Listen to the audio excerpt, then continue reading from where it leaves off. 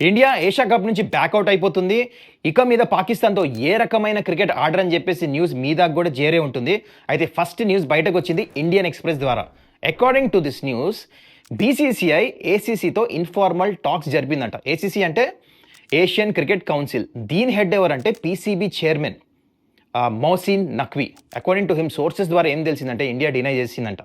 ఇక నుంచి పాకిస్తాన్తో మేము క్రికెట్ అయినా, హాకీ అయినా, క్రికెట్లో బైలాటరల్స్ అయినా, మల్టీలాటరల్స్ అయినా, ఉమెన్స్ క్రికెట్ అయినా మేము ఆడము అని చెప్పేసి. ఈ న్యూస్ బయటకు రాగానే బీసీసీఐ సెక్రటరీ దేవజిత్ సైకే ఏం రెస్పాండ్ అయ్యారంటే, మా దాకా అసలు ఏం ఇన్ఫర్మేషనే లేదు, ఇంతవరకు మా టేబుల్ మీద ఇది రాలే టాపిక్, మేము డిస్కస్ చేయలేదు, మా ఫోకస్ అంతా ఐపీఎల్ మీద ఉంది, ఐపీఎల్ అయిన తర్వాత డిసిజన్ తీసుకుంటామని చెప్పేసి అన్నారు. కానీ జరుపుతాం మేము ఏషియా కప్ పాకిస్తాన్తో ఆడతామని చెప్పేసి కన్ఫర్మేషన్ ఇలే.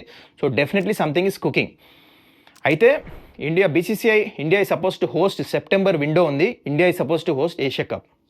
ఒకవేళ ఇది జరగలేదనుకోండి, పాకిస్తాన్కి బిగ్గెస్ట్ ఫైనాన్షియల్ హిట్. ఇండియా ఇంకా పాకిస్తాన్ మ్యాచ్ ఆడినప్పుడు హైయెస్ట్ వ్యూయర్షిప్ ఉంటుంది, లాట్స్ ఆఫ్ మనీ జనరేట్ అవుతుంది. సో ఈ మనీ అంతా జనరలీ డివైడ్ అవుతుంది, పాకిస్తాన్ బోర్డు కూడా వెళ్ళాలన్నమాట. సో ఫైనాన్షియల్ హిట్ ఇది. ఒకవేళ ఈ మ్యాచ్, ఈ టోర్నమెంట్ జరగకపోతే, ఇండియా ఆడపోతే పాకిస్తాన్తో, టోర్నమెంట్ కూడా జరగదు ఏషియా కప్. సో ఇప్పుడు మీరు చెప్పండి, ప్రస్తుతం ఏదైతే పరిస్థితులు ఉన్నాయి ఇండియా ఇంకా పాకిస్తాన్ మధ్యలో అయితే జరిగిందో రీసెంట్లీ, అసలు ఇండియా పాకిస్తాన్తో మ్యాచ్ ఆడాలా? What you say about this? కింద కమెంట్ చేయండి.